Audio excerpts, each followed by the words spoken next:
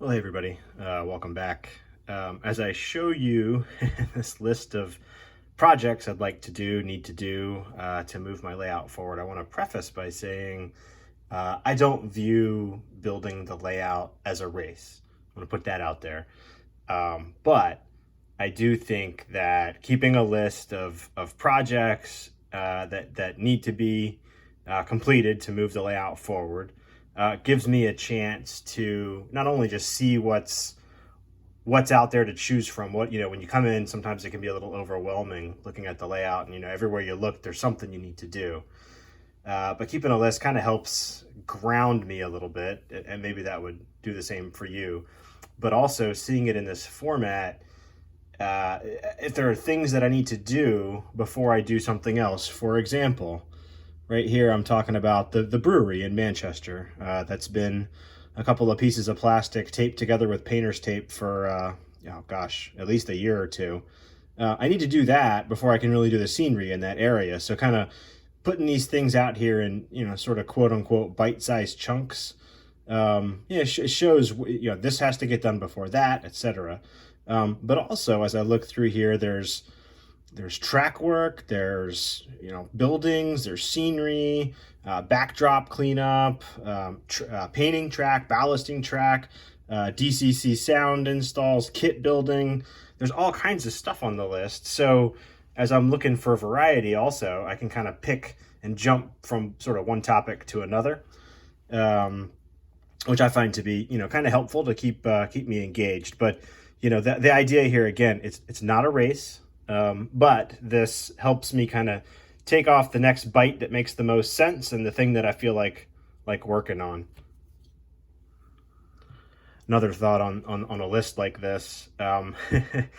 This is sort of how I navigate my work day as well. Little projects I need to get through. I keep lists, and it just helps me kind of stay engaged and stay on task. So I'm just sort of employing that here. Not that this is work, but borrowing some of those project management skills from elsewhere in life and applying them to our hobby. Nothing wrong with that either. With that said, I'll just kind of walk through the list and then kind of walk around the layout and show what's coming up over the next I don't know. This is probably 4 or 5 months worth of work here. With the first thing on the list, you guys saw me do the backdrop before. There's a couple little places to clean up, especially the scenery and the trees. I think y'all probably saw that in the video where I showed putting it up, how much damage I'd done to trees and other scenery. So just kind of going back and cleaning that stuff up. Also mentioned the hoppers I got from Bill Graham. Just some small stuff there. I think I mentioned a couple of couplers popped off that I've already pretty much got that straight. I've also moved the loads. He had the not the loads, the weights. He had the weights down in the inside of the hopper, and I like to run them empty sometimes. So I've been kind of working to pop the weights off and move the weight underneath just a little at a time. No big deal, sort of my own modification. I've already got 2 of them done and on the layout with car cards, and they are already incorporated into the operating scheme. So just a couple more to work through there. And then I was also, just to make the loads look uniform with what I already have, I was gonna go ahead and add the charcoal to the top of the loads that came with them, just to, again, make it uniform. So that's something I'm kind of picking away at a little here and there. That can be on the workbench while I do other things like this here. There was a turnout into the engine service area that I'll show you here in a second, where the throw bar. All right, just to show you guys the turnout replacement. I'm here. That's one of the turnouts that leads into the engine servicing area. That is the new turnout. The work's already done. This is the one that came out, and as you can see, the throw bar right there is because I had used it on an old layout where I had the machine on this side. I'd cut that off, and so I had this in here, and I had the switch stand, going into that little hole right there. And let me get my hand out of the way. And what was happening is, as the locomotive went by, when the throw bar was over against that far rail, some locomotives were catching the switch stand. It was just too close. So I actually looked around and I had this is a Walters number 6. It's shorter because I cut it with my Dremel just to get it out of here. And then the new one just dropped right into the same spot. It's the exact same turnout. This was a brand new one that still had the longer stuff. So now I'm mounted real far away. You know, that switch stand is nowhere near the rail. No problems. So just a quick little Sunday afternoon project there to improve things as I look to build my locomotive roster. And I will actually be using both of those tracks instead of just the one. I mentioned the brewery structure already. I need to get that built and then do the scenery around it. And this one's going to be interesting. I've seen this technique elsewhere, using teddy bear fur to make, you know, grasslands and fields. So I'll go over to the layout and show you that now. So this is the area where the main line comes out of staging. And that's the turnout over to Manchester. And as you can see, I'm already starting to fix some of the trees and stuff. Oh, sorry, I knocked the camera there. So up here is going to be kind of another tree line similar to that. But then as I come to this side of it, let me get down so you can see here. As this slope comes down and along this main line over to here, which is, there's some more trees I need to fix. There's a creek that I'm going to put in right here. And it crosses there and it's going to curve around behind. And I'm going to bring a few more trees out to here and have some more stuff over there and just sort of have it disappear around a bend, sort of around the trees. There's no river in the backdrop. That's fine. I'm just, again, going to have it kind of disappear. And then here I've kind of got the illusion of here's some trees in the foreground, there's some space, and then there's the backdrop trees. So that kind of gives the illusion that there's, you know, a little small little open area there. So this area here, I want to put I want to try this technique. I saw it on I think Rob Bennett's channel. On his son Steven has the YouTube channel. Rob's the modeler.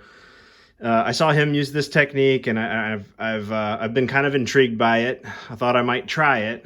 Originally, I was going to do that here in this little open area. Instead, what I did was this is scenery mats torn up and kind of integrated together with some random weeds and shrubbery mixed in. I still need to tie in around the edges with some static grass.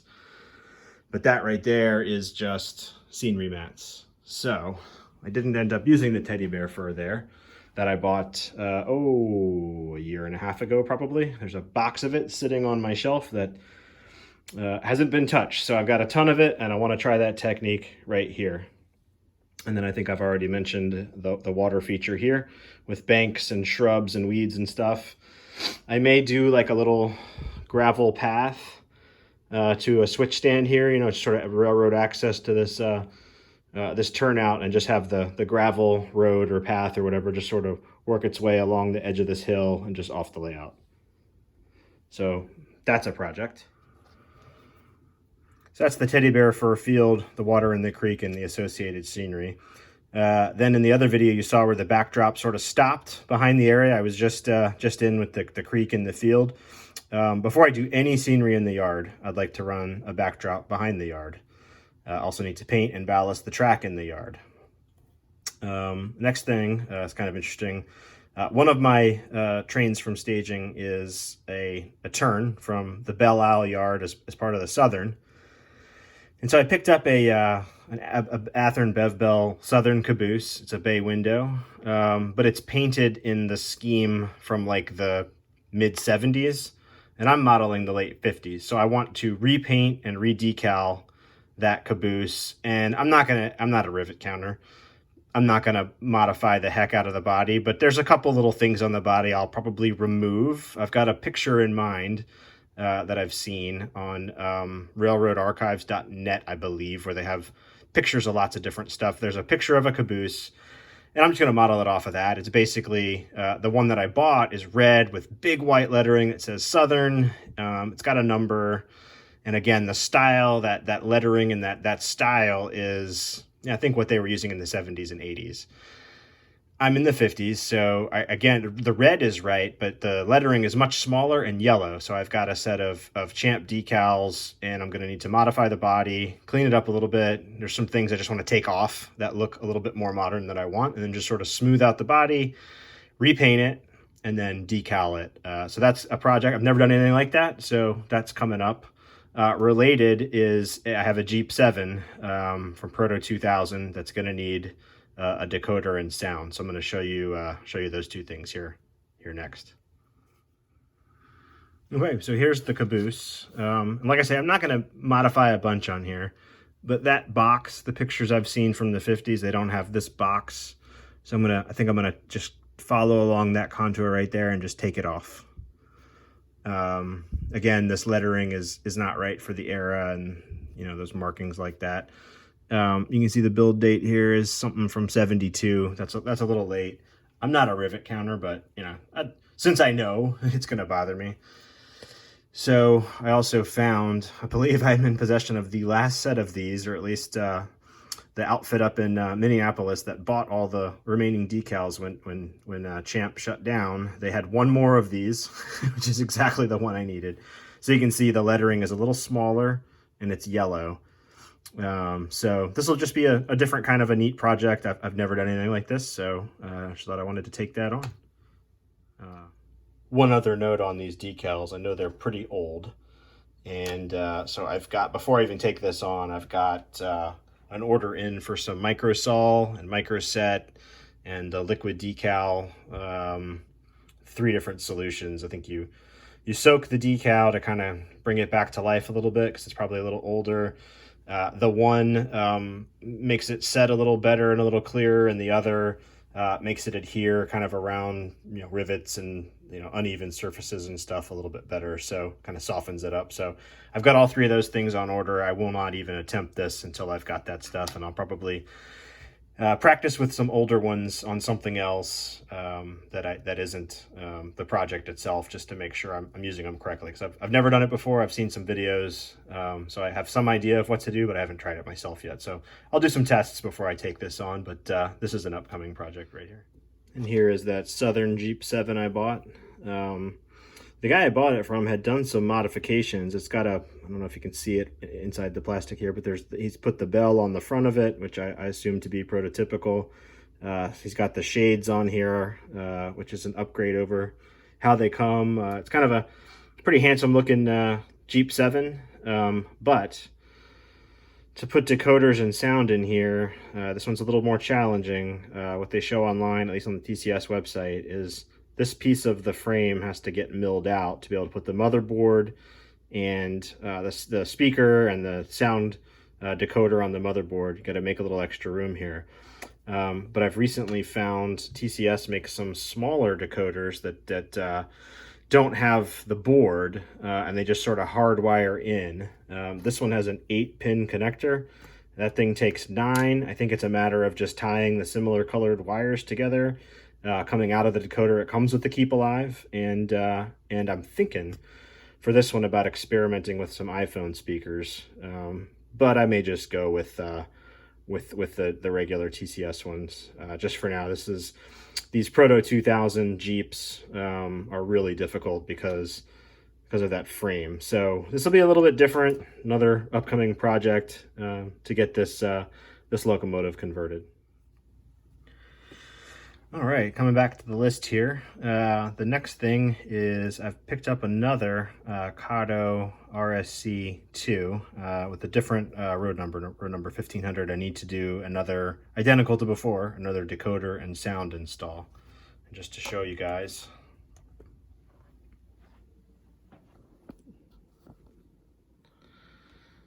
So there's the one I've already done, and this is the one I've picked up. You see the different road number there. So this one's actually already got all the railings and stuff on it, so that's nice.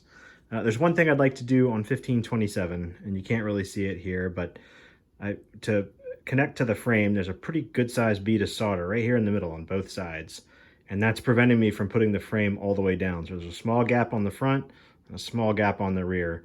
So what I'm going to do when I do this one is I'm going to open up this one too and take some of that solder out just so the frame will sit down better.